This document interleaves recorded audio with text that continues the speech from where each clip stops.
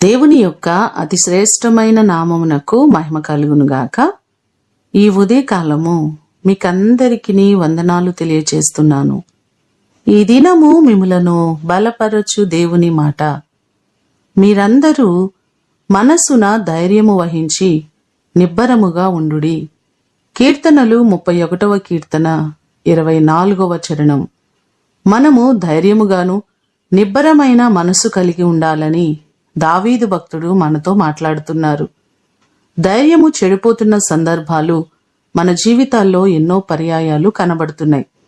ద్వితీయోపదేశకాండము 31వ అధ్యాయము 23వ వచనంలో చూస్తే, యెహోవా నూను కుమారుడైన యెహోషువతో అంటున్నారు, నీవు నిబ్బరము కలిగి ధైర్యముగా ఉండుము, నేను నీకు తోడై ఉంటానని వాగ్దానం చేస్తున్నారు.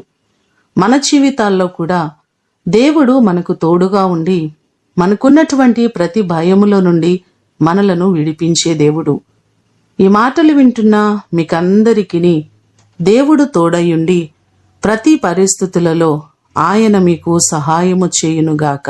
ప్రార్థన చేసుకుందాం. పరలోకమందున్న మా తండ్రి, మీ పాదములకు వందనాలు, స్తోత్రాలు. నీ కృప చొప్పున మీరు మాకు తోడుగా ఉంటానని, మా పక్షమయ్యుండి మమ్మలను నడిపిస్తానని వాగ్దానము చేస్తున్న దేవుడవు, నమ్మదగిన దేవుడవు ప్రభువా. ఎన్నోసార్లు పరిస్థితులను బట్టి మేము గలిబిలైపోతున్నాం. మాకున్నటువంటి ప్రతి భయముల నుండి, ప్రతి పరిస్థితుల నుండి మీరు సరిచేయండి. మీరు మా పక్షమై ఉండి మమ్మలను నడిపించండి ప్రభువా. ప్రతి ఆటంకములన్నిటి నుంచి విడిపించండి. మీ యందు నమ్మికతో మీపైన ఆధారపడి మేము ముందుకు అడుగులు కొనసాగించున్నట్లుగా సహాయము చేయండి.